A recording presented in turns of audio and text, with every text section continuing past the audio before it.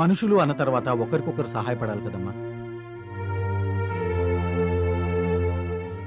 అవును ప్రియా, నీ సంగతే మర్చిపోయాను.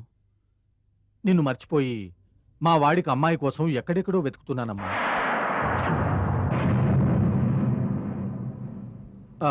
మణి, ప్రియాంక మన రవికి పర్ఫెక్ట్ మ్యాచ్, అవునా?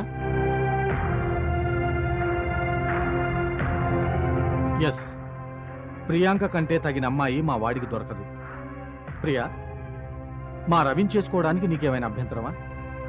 ఓ, నువ్వు ఇంకా అతన్ని చూడలేదు కదూ? Just a minute. ఇదిగోమ్మా, ఈ ఫోటో చూడు. చూడమ్మా.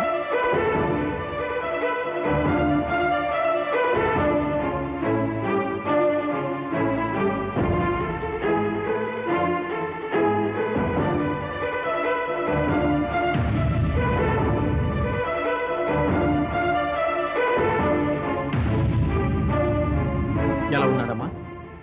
మణి, నువ్వు కూడా చూడమ్మా. బాగున్నాడు కదూ? వాడేనమ్మా మా బామ్మర్ది. ప్రియా, ఏమంటావు? అంత కన్ఫ్యూజన్ దేనికమ్మా? నువ్వు ఆల్రెడీ ఎవరినైనా చేసుకోవాలనుకున్నావా? అలాంటిది ఏమైనా ఉంటే చెప్పేయమ్మా, ఐ డోంట్ మైండ్. అలా కాదంటే నువ్వు మా వాడిని చేసుకో. What do you say?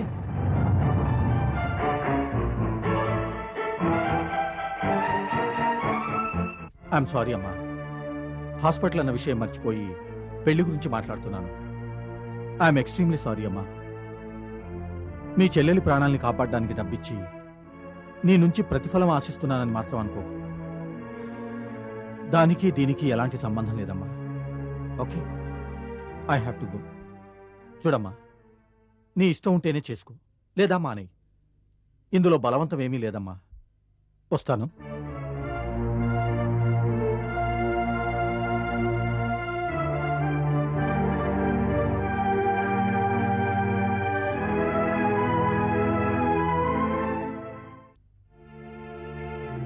అక్క, నన్ను బ్రతికించడం కోసం నీ ఇష్టాన్ని చంపుకోకక్క. రాజాతో జీవితాన్ని పంచుకోవడానికి నువ్వెంతగా ఆశపడ్డావో, ఎన్ని కలలు కన్నావో మాకు తెలుసక్క. ఆ కలలు నిజం కావాలక్క, ఖచ్చితంగా అవుతాయి కూడా. ఆ నమ్మకం మాకుందక్క. పరిస్థితులు బాగాలేవని తొందరపడి నిర్ణయాలు తీసుకోకు. కృష్ణయ్య గారు చెప్పిన సంబంధం చేసుకోకక్క. అవును ప్రియా, చిన్నప్పటి నుంచి ఒకే ఆలోచనతో ఇంతకాలం ఉన్నావు. ఇప్పుడు రాజీ పడద్దమ్మా. కృష్ణయ్య గారు డబ్బిచ్చి ఆదుకున్నారు. దానికి బదులుగా తన బావమరిదిని పెళ్ళాడమని నిన్ను అడగలేదు. ఆ మాట అతనే చెప్పారు. అందుకే అతని బంధువుని పెళ్ళాడ్డం తప్పనిసరని అనుకోకు.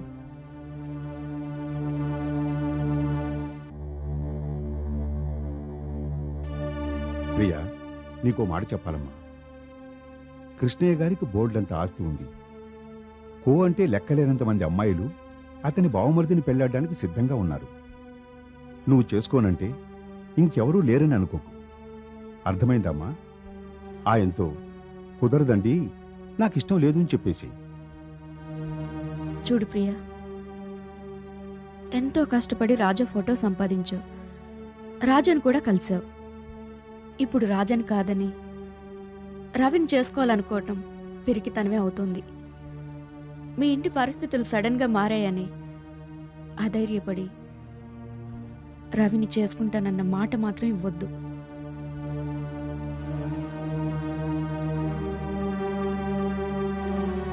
ప్రియా, ఇంతమంది వద్దు వద్దు అంటున్నారు. తొందరపడి నిర్ణయం తీసుకుని తర్వాత గతం తిరిగేస్తూ జీవితాంతం బాధపడే తప్పు చేయకు. కృష్ణయ్య గారికి మనస్ఫూర్తిగా సానుభూతి చూపించు. అంతేగాని మనసు చంపుకొని చేయకమ్మా. అక్క, రాజానే పెళ్లి చేసుకోక ప్లీజ్. అవునక్క, నువ్వు రాజానే పెళ్లి చేసుకోక.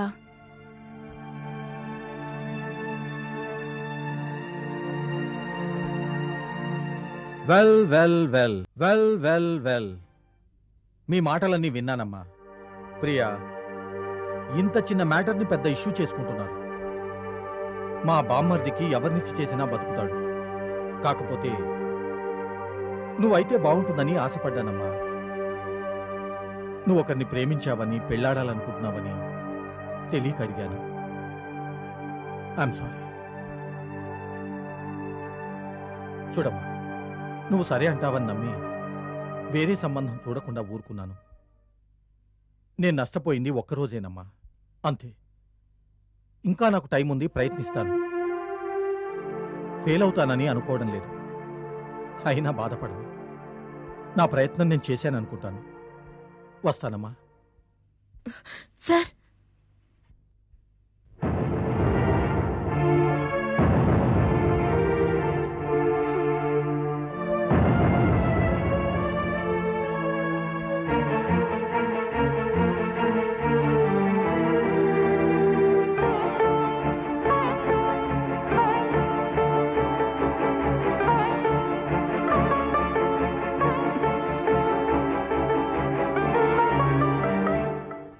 సార్, నేను రవిని పెళ్లి చేసుకుంటాను. అక్క,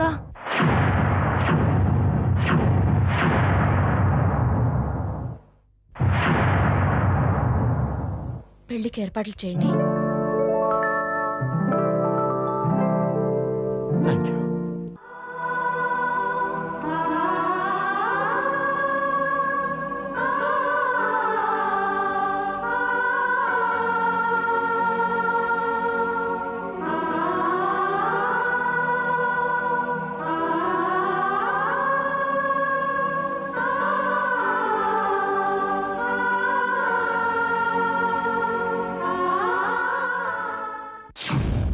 నిండు నూరేళ్లు వర్ధిల్లండి. హరి, నేను మీకంటే చిన్నవాడిని. నా ఆశీర్వాదం ఎందుకు? ఇదిగో ఈ ఫాస్ట్ ఫుడ్ దంపతుల దగ్గర ఆశీర్వాదం తీసుకోండి. రండక్కయ్య, ఇంకా వెయిట్ చేస్తారు ఎందుకు? తీసుకోండి. రండి.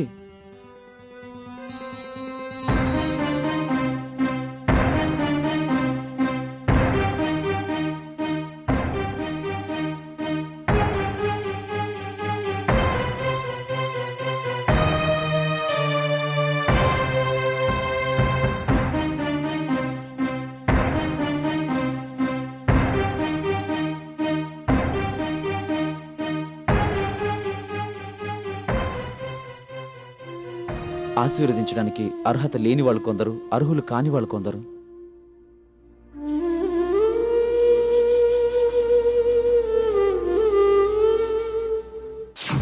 మా అమ్మ సంతోషం కోసం మా పెదబావ గారు ఒత్తిడి చేయడంతో మా ఇంటిలో పతి సంతోషంగా ఉండడం కోసం నా సంతోషాన్ని పడంగా పెట్టాను. వాళ్ళ ముందు మాత్రం మనం భార్యాభర్తలుగా ఉందాం. ఐ మీన్ భార్యాభర్తలుగా నటిద్దాం. కానీ ఈ రూమ్లో నేనెవరో మీరెవరో, దట్స్ ఆల్.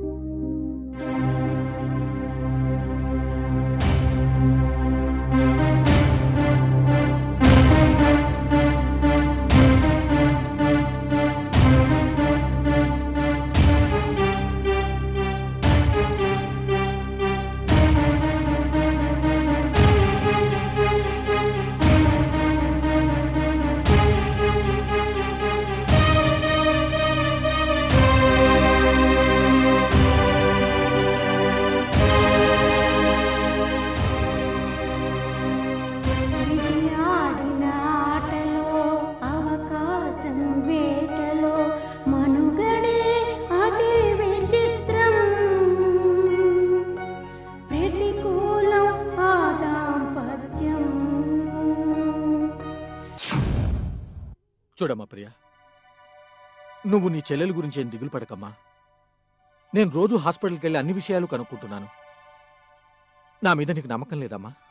ఉంది సార్. అదిగో మళ్ళీ సార్ అంటున్నావు. అన్నా అని పిలవమ్మా. ఈ ఇంటి వాళ్ళంతా నీ సొంత మనుషులేనమ్మా. నువ్వు వాళ్ళకెంత దగ్గరవుతావో వాళ్ళు కూడా నీకు అంతే దగ్గరవుతారు. అనుబంధాలు కలబోసుకుంటే ఆ ఆనందమే వేరుగా ఉంటుందమ్మా.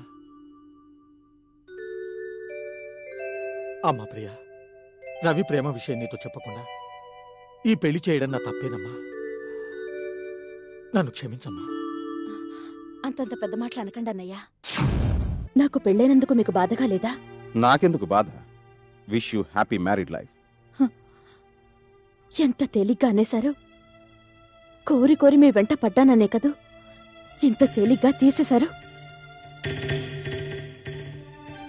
ఆ వేళ నేను నా మనసులో ఉన్న మాట ఎంత క్లియర్గా చెప్పాను. నా మాట చెవిన పెట్టకుండా మీ పాటికి మీరు ఢిల్లీ వెళ్ళిపోయారు. మీరు వెళ్లే రోజున నన్ను చూడటానికి కూడా మీరిష్టపడలేదు. ఎందుకు అలా చేశారు?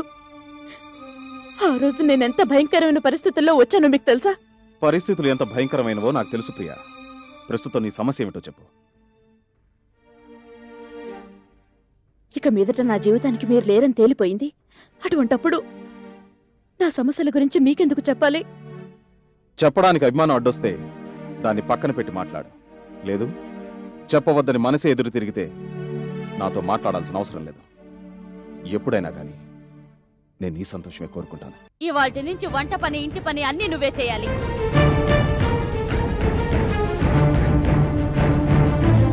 నువ్వు కాక నీ బాబు వచ్చి చేస్తాడా? లేవేలే. చూడండి, మీరు నన్ను ఏమైనా అనొచ్చు. దయచేసి చనిపోయిన మా నాన్నగారి గురించి మాత్రం ఏమీ అనొద్దు.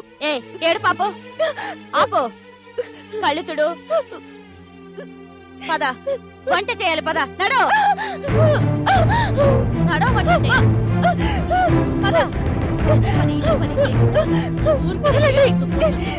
ఏంటి వదిలేది? రమ్మంటుంటే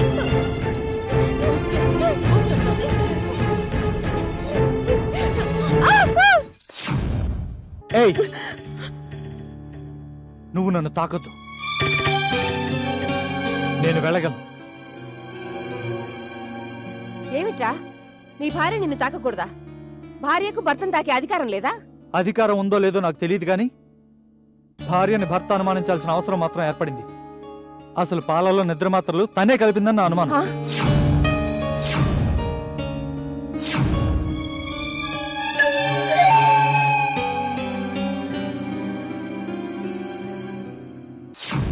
ఈ పాలని నేను తాగడానికి తీసుకోలేదు.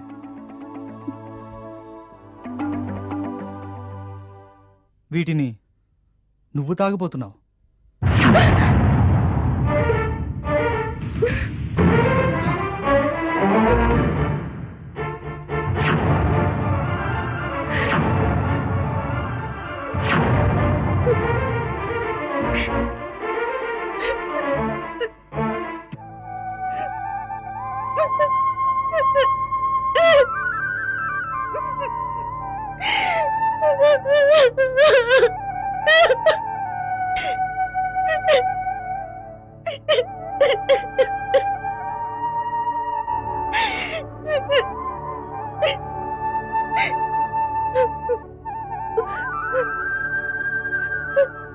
దూరాలు ఇలా కూడా ఉంటాయా? దాంపత్యం అంటే ఇలా కూడా ఉంటుందా? కోరుకున్న దానికి, కోరకనే చేరుకున్న దానికి మధ్య ఉన్న దూరమైన జీవితం అంటే, పాలు నీళ్లల్లా కలిసిపోవలసిన దంపతులు పాము ముంగిసల్లా పోట్లాడుకోవడమేనా దాంపత్యం అంటే? మాటల్లో కపటం, చేతల్లో నటనం,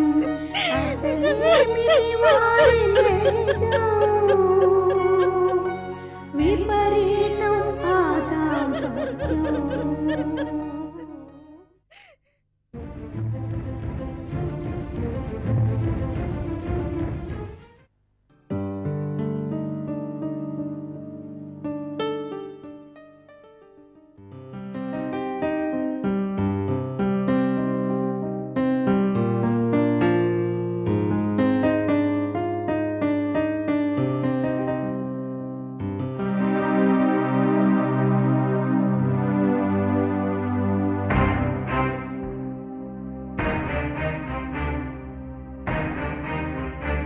అంత కోపం దేనికి?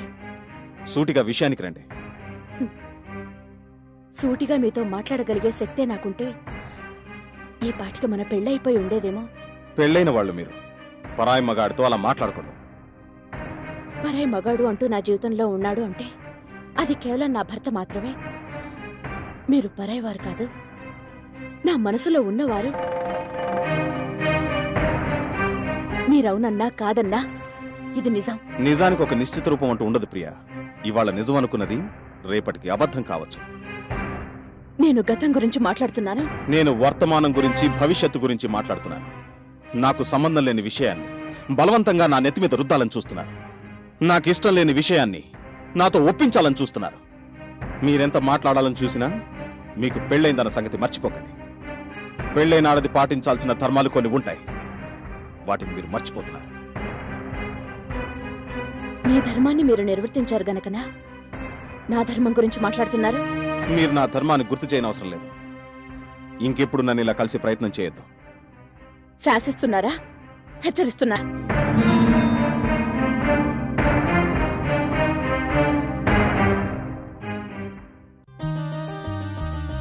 కనురెప్పల్లోని కనుపాపల్లోనా